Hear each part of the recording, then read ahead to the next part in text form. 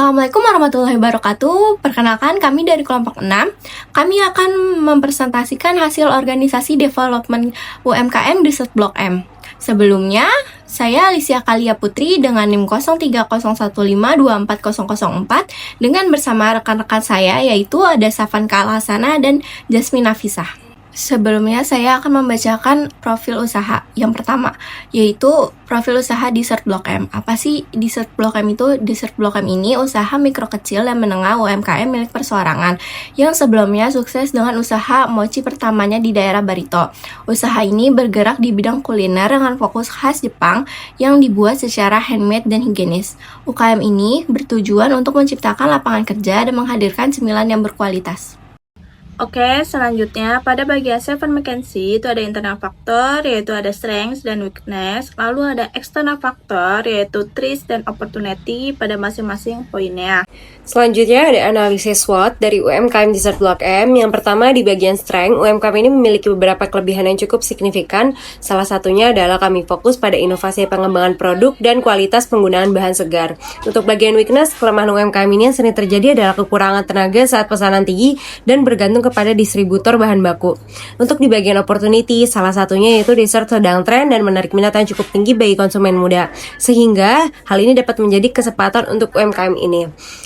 Untuk bagian treats, cukup banyak UMKM dessert yang bermunculan dengan konsep yang serupa. Itu adalah salah satu tantangan bagi UMKM kami. Selanjutnya ada growth initiative S dikali O, yaitu strategi untuk mengembangkan kekuatan yang ada di dalam UMKM kami. Salah satunya adalah dengan meningkatkan promosi produk lewat konten di media sosial. Kemudian ada sustain initiative V dikali O, yaitu solusi dari kelemahan UMKM ini. Salah satu solusinya adalah merekrut tenaga kerja tambahan atau freelance saat pesanan sedang tinggi. Kita ada sustain initiative S dikali T, yang salah satunya adalah kami akan mengembangkan inovasi varian secara berkala agar tetap relevan dan tidak tersaingi. Yang terakhir ada survive initiative V dikali T, yaitu agar UMKM ini tetap bertahan di tengah gempuran UMKM serupa. Salah satu strateginya adalah dengan cara memperluas distribusi dengan mitra di luar Blok M agar dapat menjangkau lebih banyak konsumen dibanding UMKM sejenis. Lalu saya akan menjelaskan grouping all initiative. Grouping all initiative itu mengelompokkan seluruh unit kerja yang terlibat dalam operasional Dessert Blok M agar lebih efisien. Di grouping ini ada finansial, customer focus, internal business, dan learning and growth. Setelah kita satukan, kita finalisasi menurut hasil analisa kami dan ini hasilnya.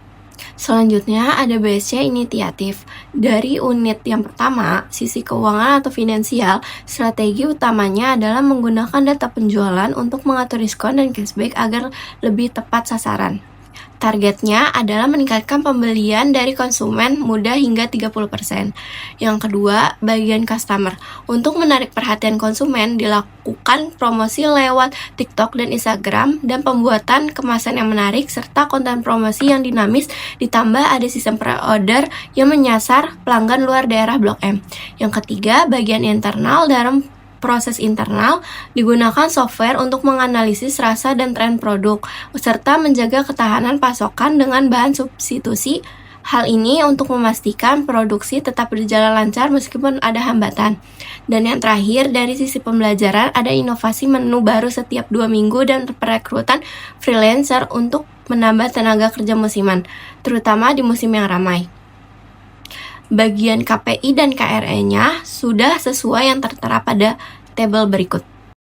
Lalu ada struktur organisasi dari Dessert Blok M ini. Struktur ini dipimpin langsung oleh seorang direktur yang dibantu oleh beberapa manajer dalam menjalankan kegiatan operasional sehari-harinya. Dan di bawahnya ada beberapa supervisor yang dibantu oleh staff.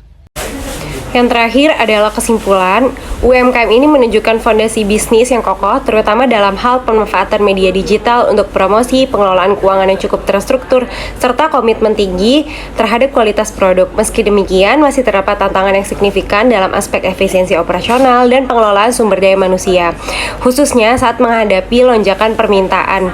Secara keseluruhan, UMKM ini memiliki potensi besar untuk tumbuh secara berkelanjutan dengan peningkatan kapasitas internal, penataan manajemen yang lebih rapi, serta penerapan teknologi yang sesuai skala usaha. UMKM ini dapat memperkuat daya saingnya di tengah dinamika pasar yang terus berkembang.